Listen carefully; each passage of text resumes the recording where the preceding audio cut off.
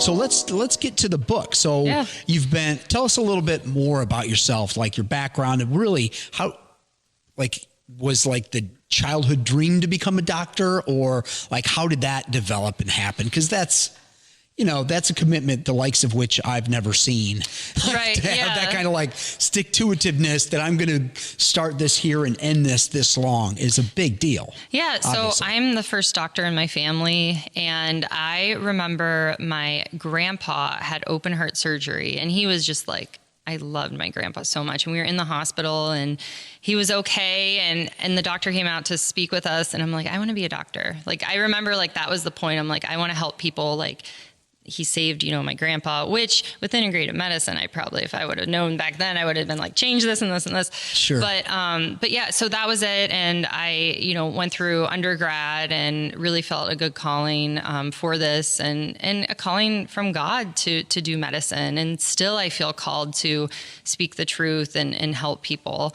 So I did emergency medicine, and I worked at a community ER for 6 years. And then I looked at my husband. I'm like, I have to go back and do integrative medicine fellowship. I think that there's just conventional medicine is just not working long-term. It's just, I am not seeing it working. This, have a diagnosis, treat it with a drug that I learned in medical school that all doctors learn that's it. We're told. I'm like, there has to be something more. So I did. It's Dr. Wiles. It was his fellowship, his kind of like the father of integrative medicine. And I met him, and his fabulous. It was great. So then I opened up my practice. And then someone from my fellowship, he's an ER doctor too, Dr. Lars Thesrup, who wrote the book with me. And we also had a fitness expert in there too.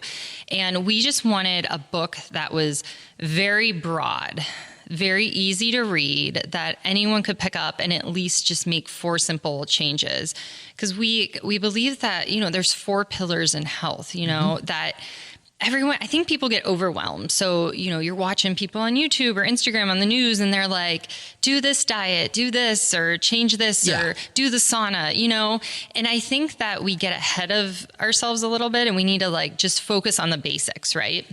So movement is one of the pillars, sleep, good movement, and then meditation or breath work. Okay. So that is just if you work on like one of the 4 pillars, like, each month, then you can get a good foundation for your health. And why we pick these is because food is medicine. You can't, abs are made in the kitchen. You're trying to get that body you want. For sure. You could work out 5 hours a day, and if you're not eating right, it's probably not going to happen. Yeah. You hear all these like, well, 80% of this or this, but everyone that knows tells you that what you're putting in your body is even more important than the workout. Right. Like you're not going to get 6-pack if you're feeding your body donuts all the time. Right. Like that's just not part of the process. Right. Or excess calories, or, you need to definitely work in the kitchen. And then sleep, it's one of the questions I ask as an intake for my integrative medicine patients. And a lot of people do not sleep well. Right. And sleep is so important. So there's something called lymphatics, where our brain has its own lymphatic system that moves all the crap out, and like the amyloid plaques they're thinking. So with dementia and stuff, sleep's important. Our attention during the day, our hormone production, our autophagy, how we kind of clean up our body and the debris, right? So if we don't sleep well, we're not taking out the garbage at night. Right. So a lot of people aren't sleeping well, and that's another stress on the body too. For sure. I mean, sleep deprivation, that's like the greatest form of torture, right? Right. Well, like we talked about that, and we adjusted, like we kind of talked about it, and you said, hey, well, maybe you stop eating at a certain time. So like, that's been a gift. Good. So my sleeping is up like I probably sleep on average 2 hours longer than when I met you. Good. And I think the biggest thing to attribute that to is I don't eat after 8 p.m. Almost ever.